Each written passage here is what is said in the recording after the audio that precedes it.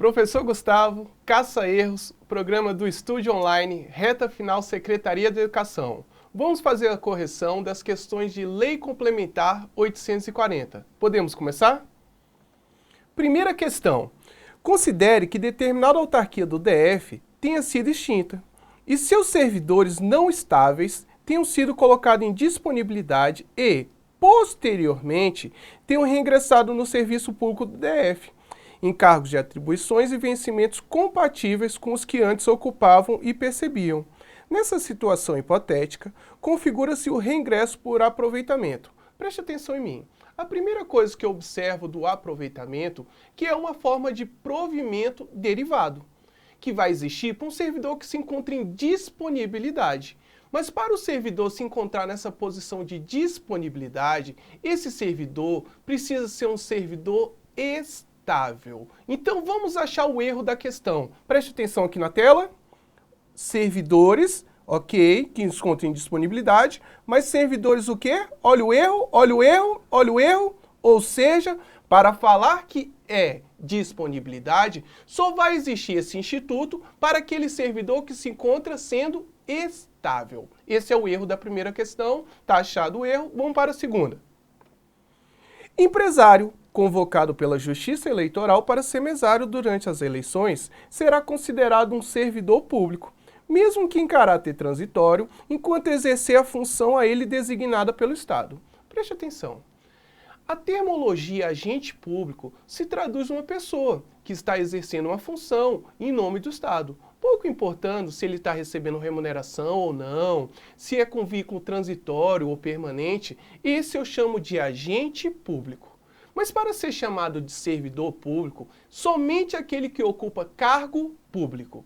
Ou seja, no momento que eu tenho um empresário que foi convocado pela Justiça para desempenhar uma função, ele não é considerado servidor público, mas sim um agente público. Então vamos olhar aqui na tela o erro da questão novamente. Olha o erro, olha o erro. Falar que empresário convocado pela Justiça Eleitoral vai ser um servidor público, sendo que, na verdade, ele vai ser um tipo de agente público da espécie honorífica e não servidor público, porque servidor somente aquele que ocupa cargo público. Esse é o erro da questão, errado o item. Vamos para a terceira questão. Em obediência ao princípio da soberania nacional, os estrangeiros somente poderão ocupar funções públicas de caráter transitório e sem vínculo estatutário. Reparem, sempre quando eu penso na acessibilidade aos cargos públicos, eles são acessíveis aos brasileiros. E quando eu uso a terminologia brasileiros, pode ser brasileiro nato ou naturalizado. Mas repare, esses brasileiros precisam preencher os requisitos estabelecidos em lei. São requisitos básicos, idade mínima, nível de escolaridade, aptidão física e mental, entre outros. Mas e o estrangeiro? Ele pode ocupar um cargo público de caráter efetivo? Claro que sim, mas são os cargos de estrangeiro na forma da lei. Eu presto atenção que o artigo 5º, parágrafo 3º da Lei 8.112, me traduz que cargos são esses. São cargos de professores em universidades, cargos de natureza técnico-científico. Então, nesse momento, estrangeiro pode ocupar cargo público de caráter efetivo? Certo. E a questão diz que não. Vamos destacar o erro, vamos achar o erro. Olha só, em obediência ao princípio da soberania nacional, os estrangeiros somente poderão ocupar funções de caráter transitório. Errado, porque eles podem sim ocupar cargos de caráter efetivo. Vamos para a próxima? Recondução é a forma de provimento de cargo público em que um servidor público estável retorna ao cargo anteriormente ocupado, por motivo de uma demissão realizada de forma ilegal, de acordo com a Lei Complementar do Distrito Federal. Reparem, forma de provimento derivado chamado recondução. Essa só existe para um servidor que é estável. Ok, mas a recondução só vai existir, primeiro caso, quando aquele servidor estável vinha passar num outro concurso público, vinha ocupar um outro cargo público. Aqui ele já tinha estabilidade. Exemplo, Secretaria de Educação do Distrito Federal. A pessoa trabalhou 3 anos de efetivo exercício e adquiriu, após a aprovação estágio probatório, a sua estabilidade. Cansado de dar aula, ele resolveu fazer um novo concurso público. para o Tribunal de Contas do Distrito Federal. Opa, novo cargo, novo estágio probatório. Ele tem estabilidade? Tem, na Secretaria de Educação do Distrito Federal. Só que nesse momento que ele tenta o novo cargo, novo estágio probatório. Se ele vier a ser reprovado nesse novo cargo do Tribunal de Contas, ele sendo estável, será reconduzido ao cargo de origem. Ele desistindo do estágio probatório, ele sendo estável, será reconduzido ao cargo de origem. Então, no momento que a questão fala que vai ser para o ilegalmente demitido, a questão destacou mais um erro, e vamos destacar. Porque a recondução existe para o servidor que é estável, mas que é reprovado no estágio probatório ou que desiste do estágio probatório e não por motivo de demissão realizada de forma ilegal. Então a questão está errada, porque aquele que foi ilegalmente demitido, ele volta ao serviço público com todas as indenizações, mas não através da recondução, e sim através da reintegração. Vamos para a próxima questão? Questão 5. A expressão servidor público somente designa a pessoa investida em cargo de provimento efetivo, após prévia habilitação em concurso público de provas ou provas e títulos. Olha, a pessoa que ocupa um cargo público, esse eu chamo de servidor público. Mas existem dois cargos. O primeiro cargo é aquele que você só vai ocupar realizando uma prova ou prova e títulos. Prova com caráter classificatório e eliminatório. Títulos só pode ter o caráter o quê? Classificatório. Agora repare o seguinte, eu faço concurso público para ocupar um cargo efetivo. Mas existe um outro cargo de natureza ad nutum, de livre nomeação e de livre exoneração, que não precisa realizar concurso público. Ou seja, se eu ocupo um cargo efetivo, sou chamado de servidor público. Mas se eu ocupo um cargo em comissão, eu também sou chamado de servidor público. Qual é a diferença de um cargo efetivo para um cargo em comissão? O efetivo, a primeira diferença já destacamos, tem que fazer concurso público. Já o cargo em comissão, que é de livre nomeação e de livre exoneração, não precisa fazer concurso público. Mas os dois ocupam um cargo público, só que um efetivo, outro em comissão. Diferença maior. Aquele que ocupa um cargo efetivo, que fez concurso público, após 3 anos de efetivo exercício, adquire estabilidade. Já aquele que não fez concurso público, que ocupa um cargo em comissão, pode trabalhar 30 anos, que nunca vai adquirir o quê? Estabilidade. Mas os dois que ocupam cargo são chamados de servidor. Vamos destacar o erro, vamos achar o erro aqui. Vamos lá. A expressão servidor público somente designa a pessoa investida em cargo de provimento efetivo.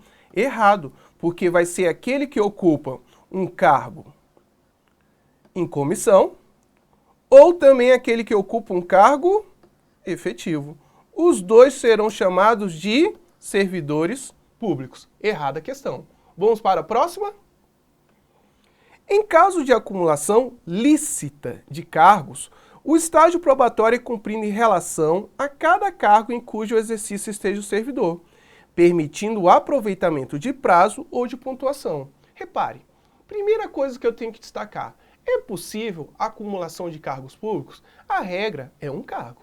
Mas, se houver compatibilidade de horários e ser um dos casos previstos na LODF, quais são os casos? 2 cargos de professor.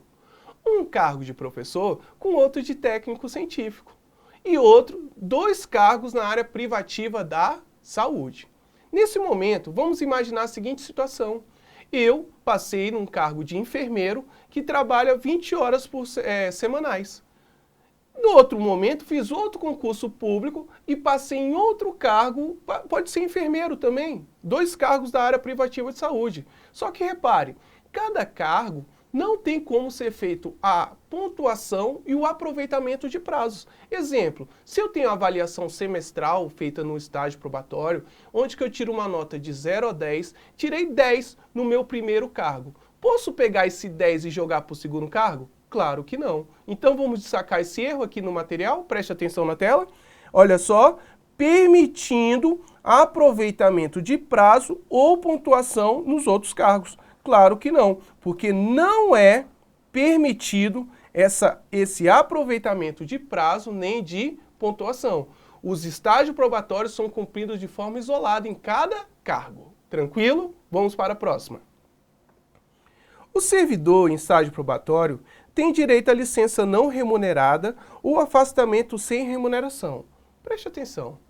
Nesse momento que eu acabei de tomar posse, entrei em exercício, é o início do estágio probatório, prazo 3 anos, onde eu estou sendo avaliado pela minha responsabilidade, assiduidade, produtividade, entre outros atributos que vamos destacar em umas próximas questões.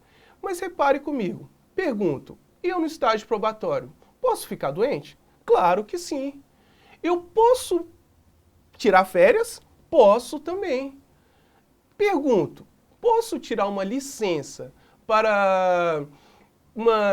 não remunerada para fazer um curso, exemplo, no exterior, um afastamento para ficar fora em outro país, ou mesmo tirar uma licença para tratar de assuntos pessoais sem remuneração? Então, o que eu falo para todo aluno para não errar essa parte de licenças e afastamentos que eu posso no estágio probatório? Eu destaco para você, pode anotar, pega a caneta tranquilamente e repare, o servidor no estágio probatório, ele não pode nenhuma licença ou afastamento que seja sem remuneração. Só que existem duas exceções que eu tenho que destacar em prova. Primeiro, que eu no estágio probatório, eu posso tirar uma licença sem remuneração para tratar de a licença política ou a licença militar. Então, resumindo, no estágio probatório, nenhuma licença ou afastamento sem remuneração, salvo licença militar e a licença política. Então, vamos destacar o erro aqui no material novamente.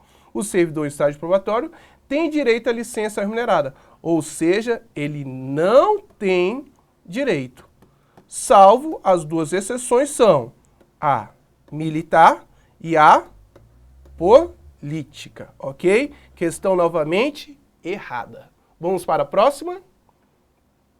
O servidor estável somente perderá o cargo após uma sentença judicial transitada em julgado. Olha, imagine o seguinte, adquiriu essa estabilidade, foi aprovado no estágio probatório, teve 3 anos de efetivo exercício, esse vai adquirir a estabilidade.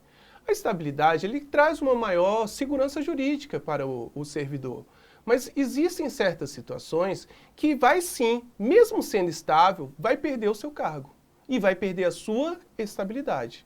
Mas repare, não é só apenas com a sentença transitada em julgado.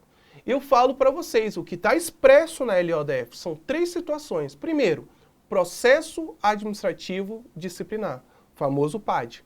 Pode vir tomar demissão. Segundo caso, avaliação periódica de desempenho. A avaliação periódica de desempenho ainda não foi normatizada, ainda não foi regulamentado. É uma norma de eficácia limitada que dá dependendo de regulamentação, mas é uma possibilidade do servidor estável perder o seu cargo sim.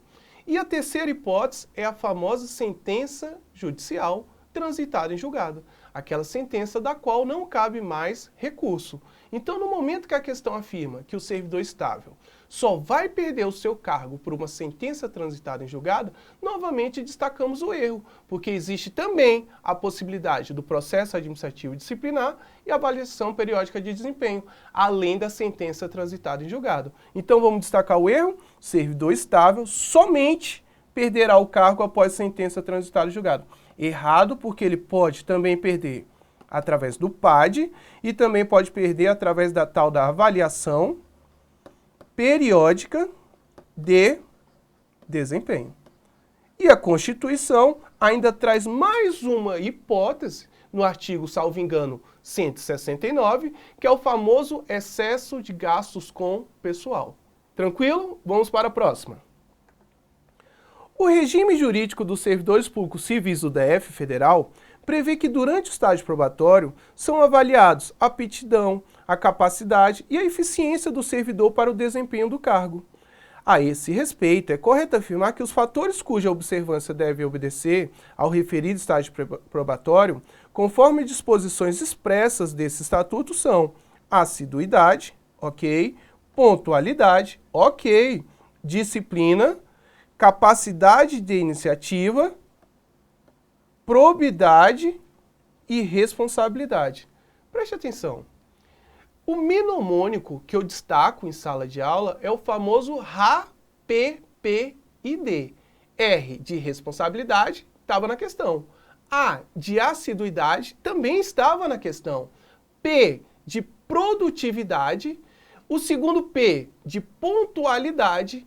O I, capacidade de iniciativa. E a disciplina. Ou seja, vamos olhar na tela qual dos dois P's que estavam faltando. Aqui eu encontro o quê? Pontualidade. E em vez de ser probidade, eu peço que seja o quê? O correto? Produtividade.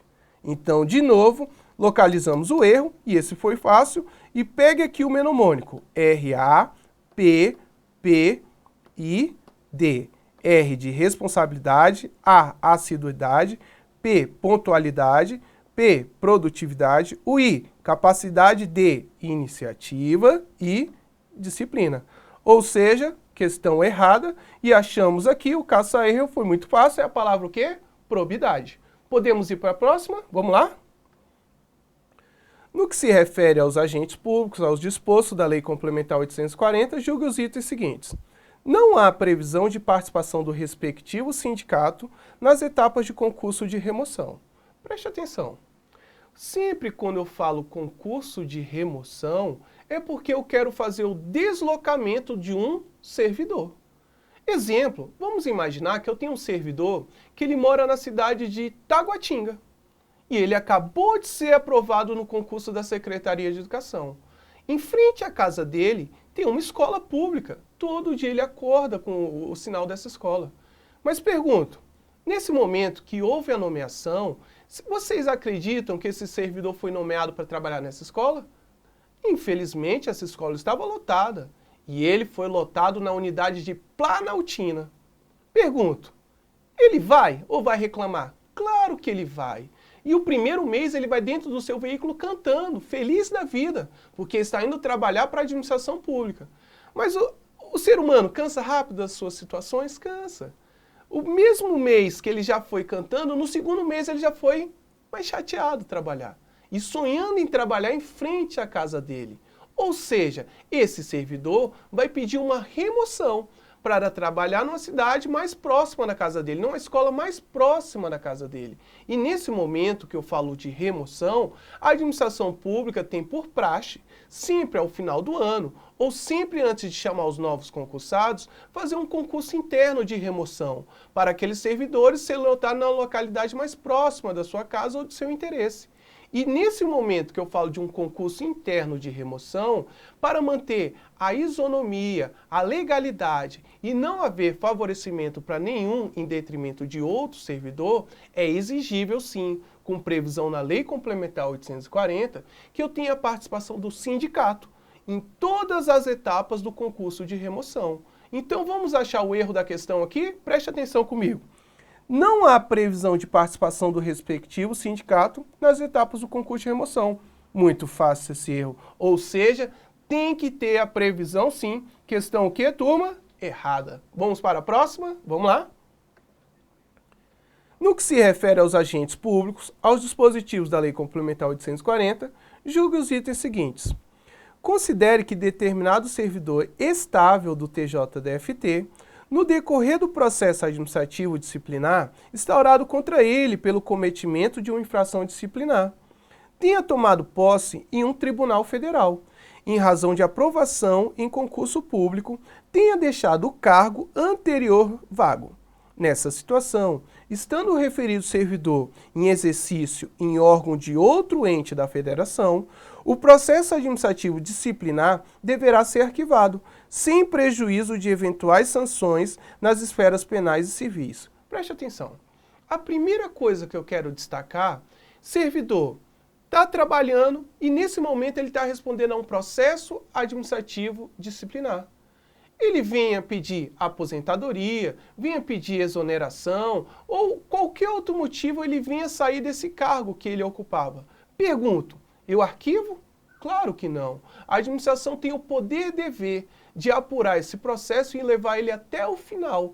Ou seja, nesse momento que ele foi tomar posse em outro cargo, ok, que ele tome posse em outro cargo. Mas eu destaco para vocês que esse processo administrativo disciplinar que ele estava respondendo não será o quê? Arquivado. Porque o processo segue, independente de onde que ele esteja.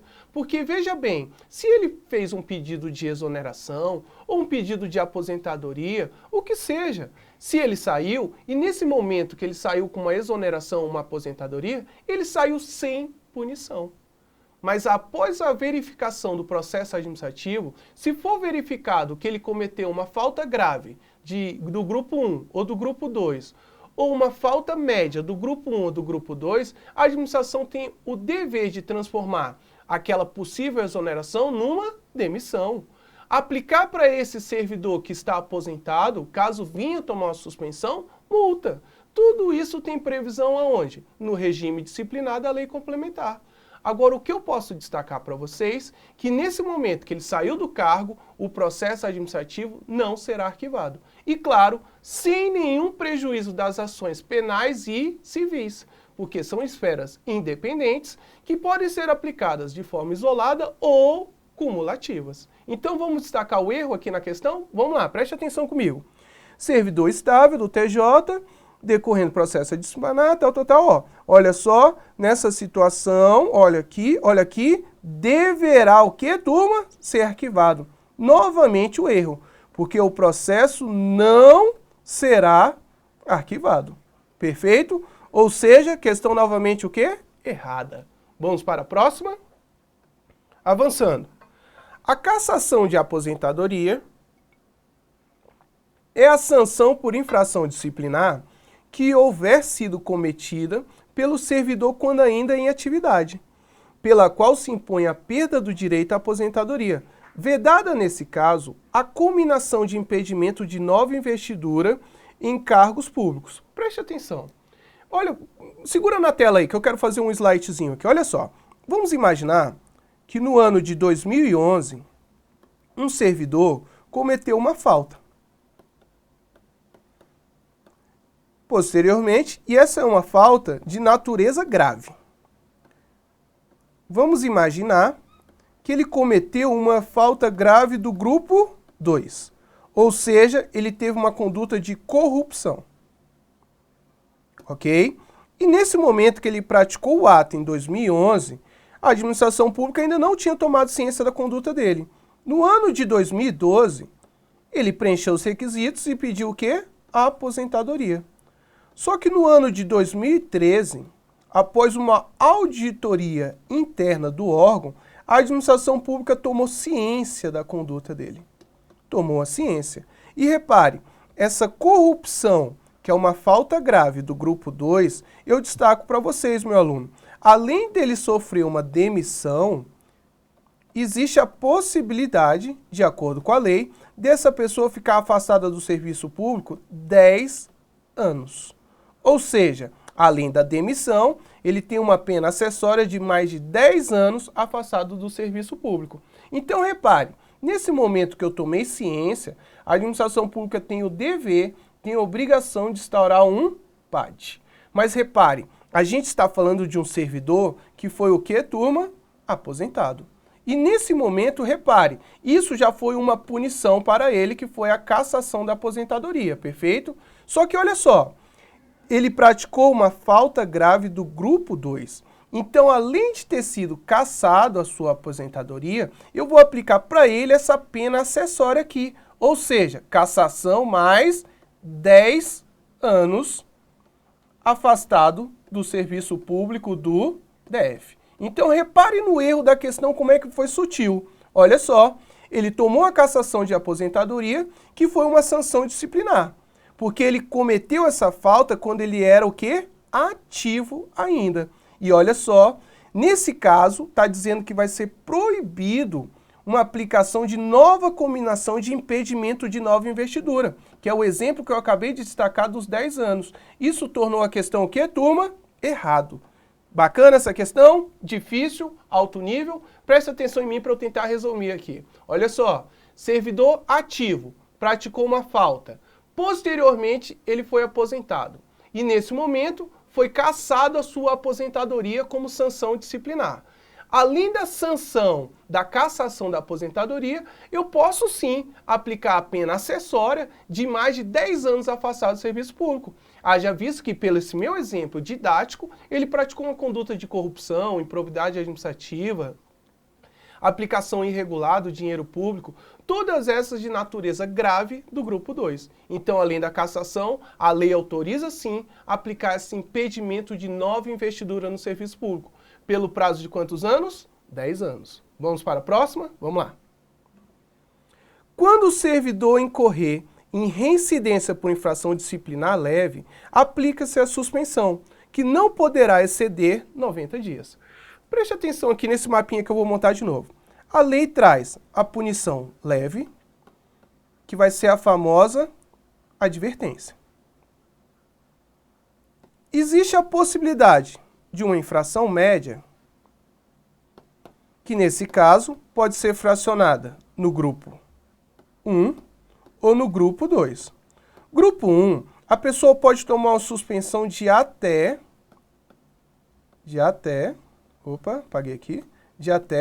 30 dias. E a suspensão do grupo 2 vai ser de até 90 dias. Agora, o que destaca a lei? Se ele cometeu uma conduta de natureza leve e no intervalo menor de 3 anos ele cometeu outra infração leve, isso a gente chama de reincidência. Mas essa reincidência, no caso de uma punição leve, que é a advertência, repare, vai ser permitido pela lei, em vez de aplicar outra advertência, a gente pode aplicar uma suspensão de até 30 dias.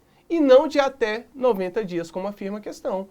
Vamos destacar esse erro novamente aqui, olha só, exceder quantos dias? 90, sendo que o correto seria o quê? No máximo até 30 dias, no caso da reincidência. Ou seja, questão novamente errada. Vamos para a próxima? Vamos lá. No que se refere aos agentes públicos, aos dispositivos da Lei Complementar 840, julgue os itens seguintes. Até 20% das vagas do concurso público do DF serão reservados a deficientes, independentes da compatibilidade das atribuições do cargo e com a limitação que tais candidatos possam apresentar. 2 erros eu já destaco aqui. Primeira coisa, me permita montar um esqueminha aqui para vocês. Quando eu falo Constituição Federal, e aqui do lado eu vou colocar LODF. Ou seja, âmbito federal, eu tenho a Lei dos Servidores, que é a 8.112/90. Âmbito distrital, eu tenho aqui a LC 840/11. Repare, a Constituição Federal, ela assegura um percentual de vagas para pessoa com deficiência. Mesma coisa a LODF. Ela novamente assegura um percentual de vagas para pessoas com deficiência. Ou seja, nem a Constituição Federal, nem a LODF traz um número desse percentual. Ela apenas assegura, ela apenas garante esse direito para as pessoas com deficiência ter acesso a vagas de cargos públicos. Só que a Lei 8.112, ela define um percentual máximo de até 20% das vagas. Ou seja, esse é um percentual máximo. Então, se tem um percentual máximo, teve que ser regulamentado um decreto onde definiu um percentual mínimo. Qual é o percentual mínimo? 5% das vagas. Só que veja bem, esse lado aqui, essa estrutura que eu monto para vocês, é no âmbito federal. E a questão que a gente estuda agora está preocupado com a LC 840. Então preste atenção, a LC 840 definiu um percentual fixo. Não tem essa história nem de máximo nem de mínimo. Ou seja, o percentual aqui é taxativo, o percentual aqui é fixo. Ou seja, LC 840, o percentual é de 20%. E não tem essa história nem de máximo nem de mínimo, como existe no âmbito federal. Porque no DF, de acordo com a LC 840, o percentual será de 20%. Vamos destacar o erro aqui na nossa questão. E o erro está bem no início, nesse momento que ele fala que é até. Até no âmbito federal, porque no DF o percentual é fixo em 20%. Novamente a questão está o quê, turma? Errada a questão. Vamos para a próxima? Vamos lá. Avançando. No que se refere aos agentes públicos e aos dispositivos da Lei Complementar 840, julgue os itens. O prazo para defesa escrita no processo administrativo disciplinar do regime jurídico dos servidores públicos civis do DF, quando houver somente um servidor indiciado e não houver diligências reputadas indispensáveis, é de 5 dias. Preste atenção aqui na tela, por favor. Essas questões de prazos realmente dão uma dor de cabeça, é um maior sofrimento na cabeça do nosso candidato. Mas reparem comigo, esse número aqui está errado. Se eu tenho só um servidor e não há necessidade de fazer novas diligências que são indispensáveis para a elucidação da defesa, o prazo vai ser de 10 dias. Já se existem 2 ou mais pessoas, o prazo será de 20 dias. E quando a pessoa tiver o endereço incerto ou a localidade indefinida, o prazo será de 15 dias. Resumindo, o erro da questão se destaca onde? No prazo. Vamos ao erro? Vamos lá? Se eu tenho aqui um único servidor, ok? E quando somente tem um servidor, o prazo aqui não será de 5, e sim de quantos dias? 10 dias. Então a questão está o quê? Errada. Vamos para a próxima? Essa foi tranquila. No que se refere aos agentes públicos e aos dispositivos da Lei Complementar 840, vamos à questão. É possível, no âmbito do Poder Executivo do DF, criar um cargo em comissão de jardineiro? Opa! Aqui eu vou montar um quadrozinho para vocês, preste atenção. Sempre quando eu falo em cargo em comissão, eu tenho que destacar que existe também aquilo que eu chamo de função de confiança.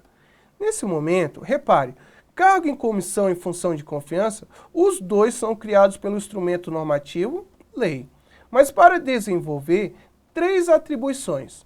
Uma chamada de direção, outra de chefia e outra chamada o quê? Assessoramento. Então falou cargo em comissão e falou de função de confiança, só podem ser criados para a atribuição de direção, chefia e assessoramento.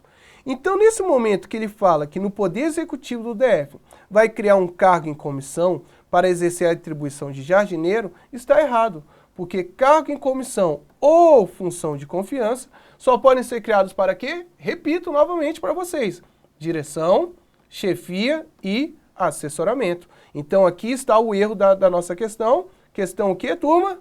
Errada novamente. Vamos para a próxima? No que se refere aos agentes públicos e aos dispositivos da Lei Complementar 840, julgue o item.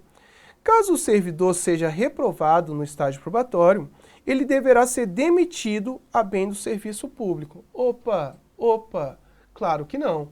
Essa pessoa, preste atenção, já não foi aprovada no estágio probatório. E mesmo assim, a gente aplica uma demissão para ele, é muita punição. Repare comigo, isso não é caso de demissão, porque a demissão eu só aplico para um servidor que é ativo e que é ocupante de cargo efetivo. Já nesse momento que ele foi considerado reprovado no estágio probatório, porque ele não teve responsabilidade, assiduidade, produtividade, pontualidade, capacidade de iniciativa e disciplina, reparem comigo, nesse caso eu aplico aquilo que eu chamo de exoneração ex officio. Mas eu gosto de trazer à tona para vocês que existem 2 casos de exoneração ex officio. Preste atenção aqui no esqueminha que eu vou montar para vocês. Preste atenção. Aqui, o servidor foi nomeado porque ele foi aprovado no concurso público.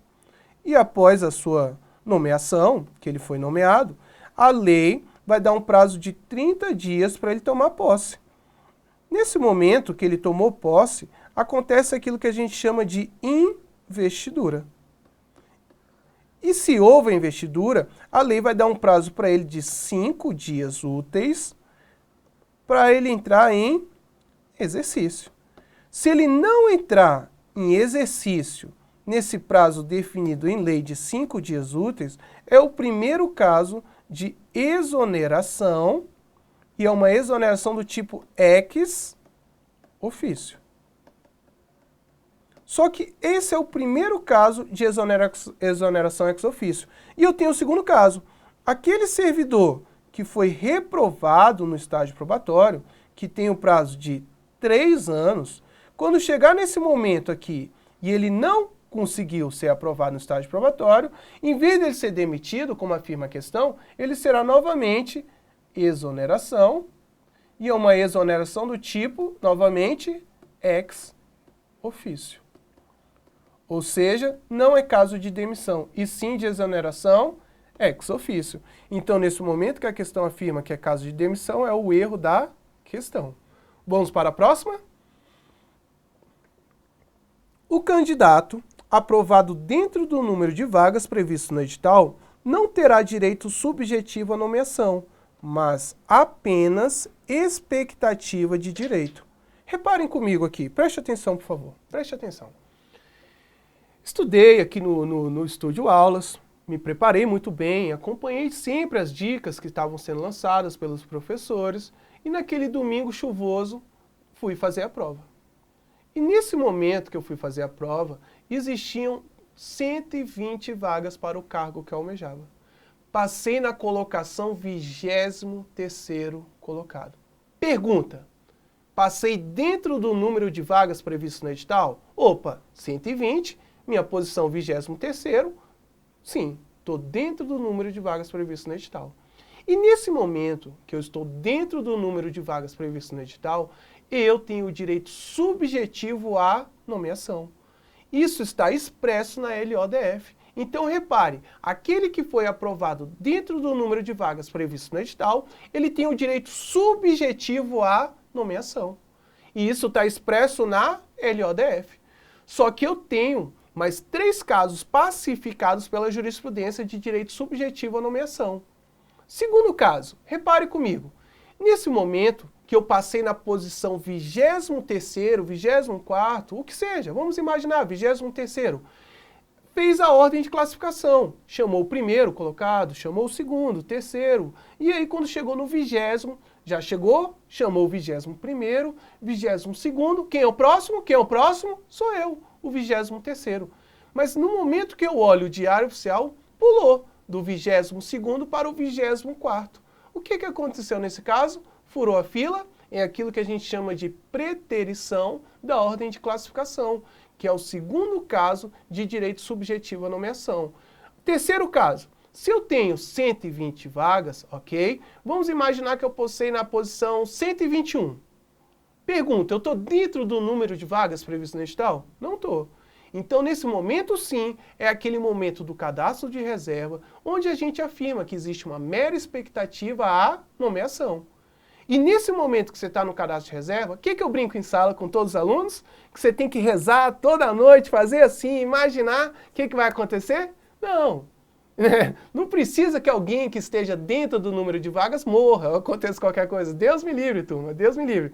Eu só preciso deixar claro que exista qualquer impedimento ou qualquer uma impossibilidade que ele não venha assumir, que ele desista, que ele abra mão dessa vaga, que ele não preencha os requisitos para tomar posse. Nesse momento, se houver uma desistência ou algum impedimento desses que estão dentro do número de vagas, vai surgir o direito para aquele primeiro da lista de cadastro e reserva para o quê? A nomeação. E o quarto e último caso, pacificado pela jurisprudência, imagine o seguinte, eu tenho até um aluno nessa situação, o concurso do metrô aqui do Distrito Federal, salvo engano, até hoje não nomeou ninguém para esse concurso, alegando o quê? Falta de orçamento. E nesse momento que não tem dinheiro, não nomeou ninguém. Então repare comigo, se não tem dinheiro para chamar o aprovado em concurso público, como é que vai ter dinheiro para contratar um terceirizado para exercer a mesma função de um aprovado em concurso público? Então, nesse momento, é o quarto direito subjetivo à nomeação. Quando você tem um aprovado dentro do número de vagas, aguardando nomeação, mas o órgão alega que não tem dinheiro para fazer a nomeação. Mas nesse momento que alega que não tem dinheiro, você repara que tem um terceirizado exercendo a mesma função de um aprovado. Então, se tem dinheiro para pagar o terceirizado, tem que ter dinheiro sim para fazer o pagamento do concursado, que é o quarto caso de direito subjetivo à nomeação. Então, vamos destacar o erro aqui no material, olha só. candidato aprovado dentro do número de vagas previsto no edital não terá direito subjetivo à nomeação, mas apenas a expectativa de direito? Errado, porque essa previsão está expressa na LODF. Questão o quê? Errada. Vamos para a próxima? No que se refere aos agentes públicos e os dispositivos da Lei Complementar 840, julga o item. Os cargos para provimento em caráter efetivo somente podem ser criados por lei. Ok? No caso de cargos a serem providos em comissão, faculta-se ao chefe do Poder Executivo a sua criação mediante decreto. Vamos prestar atenção aqui rapidinho. Olha para mim, por favor. Nesse momento que eu falo de criação de cargos públicos, pode ser tanto o cargo efetivo quanto o cargo em comissão. Porque anteriormente eu já chamei a atenção para vocês. Cargo público, que é um conjunto de atribuições e responsabilidades que se encontra dentro da estrutura organizacional da administração pública, que será cometida a um servidor, só pode ser criado por lei. Seja ele efetivo, seja ele em comissão.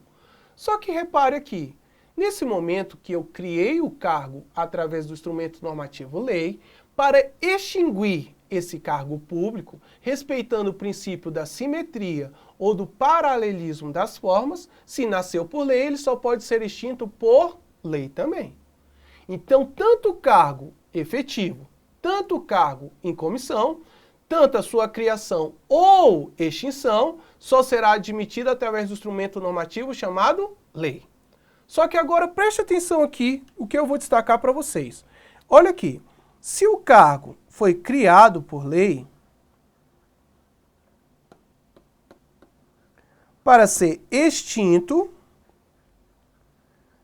tem que ser respeitado o mesmo instrumento normativo lei. Já destaquei para vocês, é o princípio da simetria, ou também chamado paralelismo das formas. Só que eu tenho uma previsão do tal do decreto autônomo. Artigo 84, inciso 6, salvo engano, a linha B da Constituição Federal. Esse decreto autônomo, ele destaca o seguinte, que o chefe do Poder Executivo, o presidente, o governador, ok? Chefes do Poder Executivo, eles vão expedir dois tipos de decretos que fazem parte do seu poder normativo da espécie regulamentar. O primeiro decreto é aquele que serve para dar fiel execução às leis, que são os decretos regulamentares. Esse tem previsão no artigo 84, inciso 4 da Constituição Federal. Já o decreto autônomo, com previsão no artigo 84, inciso 6 da Constituição Federal, ele fala basicamente o seguinte, que o presidente ele poderá utilizá-lo para organizar a administração pública, mas desde que isso não implique em aumento de gastos, nem em criação ou extinção de órgãos. Mas, na sua alínea B, ele destaca sim, que eu posso sim, é uma faculdade, é uma possibilidade do chefe do Poder Executivo extinguir cargos públicos, mas cargos públicos que se encontram vagos, desocupados. Então, recapitulando tudo, preste atenção. Nesse momento, falou criação de cargos públicos, lei. Cargo efetivo, cargo em comissão, não importa. Mas, se o cargo público estiver vago, vai ter a possibilidade, a faculdade do chefe do Poder Executivo extinguir esse cargo público através de um decreto autônomo. Então, vamos olhar a questão aqui, localizar o erro aqui, vamos lá? Olha só, faculta-se ao chefe do Poder Executivo a sua criação mediante decreto. Errado, porque vai ser faculdade, uma possibilidade, ok? De extinguir o cargo, mas o cargo tem que estar o quê? Vago. Então, ou seja, questão o quê? Errada também. Vamos para a próxima? Vamos lá?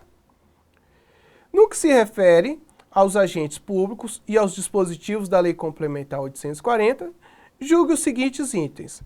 A investidura em cargo ou emprego público, nos termos da Constituição Federal, sempre dependerá de concurso público. Preste atenção, por favor.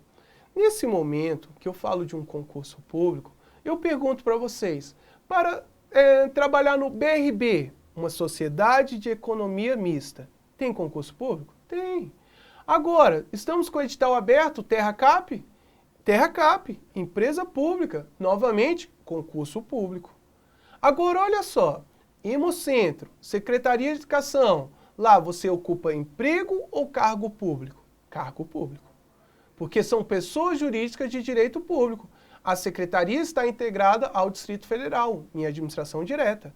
O Hemocentro é uma fundação pública de direito público que está ligada indiretamente, que faz parte da minha administração indireta, porque existe uma vinculação e ela foi criada através de uma lei específica do Distrito Federal para compor a administração indireta. Então, nesse momento, eu tenho o quê? As pessoas que ocupam cargo público. Agora, olha só, você concorda que tanto na secretaria quanto lá no Hemocentro existem aqueles cargos ad nutum, cargos de livre nomeação e de livre exoneração? Esses cargos não fazem concurso público.